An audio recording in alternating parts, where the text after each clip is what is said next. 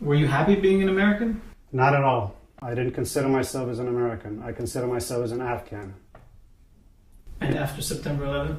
I became an American. Before 9/11, I didn't know much about America. All I knew that I lived physically in America.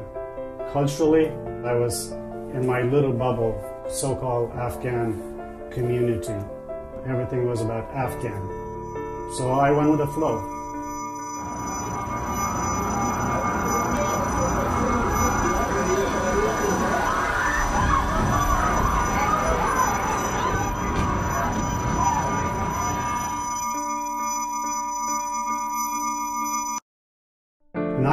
Shook me. I wanted to do anything to protect American value. But September 11th changed me to become American while living in America. One day in my mind clicked that the interpreter were needed. I received a postcard in the mail addressed to my son Omar. And I took the postcard and showed it to Omar and told him, Omar, you have this card and they need a linguist in Afghanistan. I know you can't speak Pashto. I'll take that card and call to see if I can be qualified to go. And within 2 weeks, I was on my way out of the house to get a security clearance.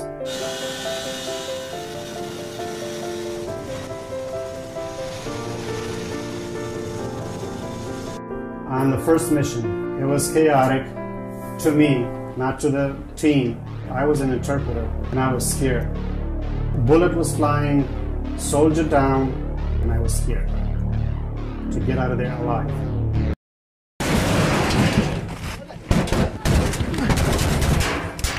I need a medic inside. I got one guy down. The day after the mission, I was convinced that I was in till the end. For simple words of one of the brave soldiers.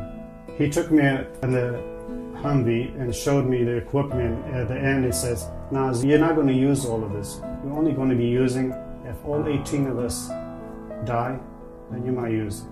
But all 18 of us die first before you die. After that, I wasn't afraid, I wasn't scared. I wanted to go on every mission because of the bravery and compassion of the American soldier that I saw. I want to be part of their team.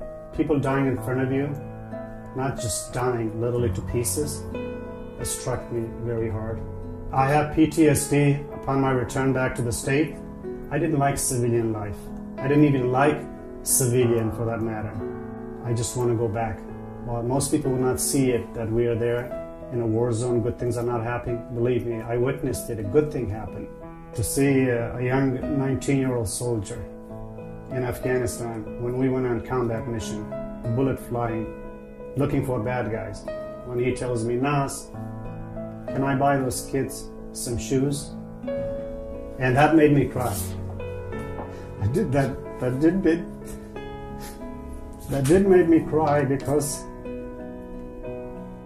a 19-year-old from Maryland, he's on combat mission. He's not focused, he's getting shot at, but he's focused on buying kids shoes. And I told him, those kids been barefoot all their life. I was like them one day. Those stories are never been told to my fellow American.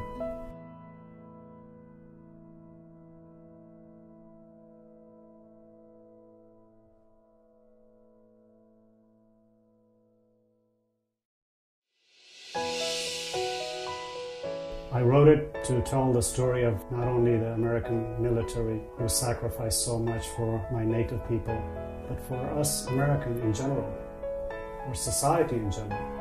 Now I can do something that I came back out of the war zone alive with all my body parts still intact. I can at least do something for the soldier who lost their body parts. The book is a two-part book. First part is what I have witnessed, what American soldiers have gone through with compassion, bravery, and courage.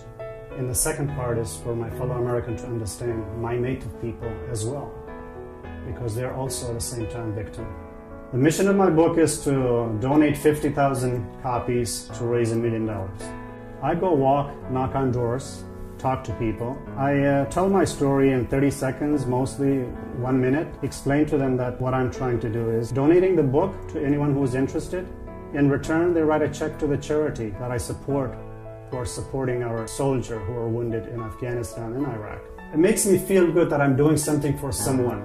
Whether it takes a week, a year, a decade, I'm committed to doing it. The only tool I have is my book and door knocking. And right now I'm a door knocking missionary.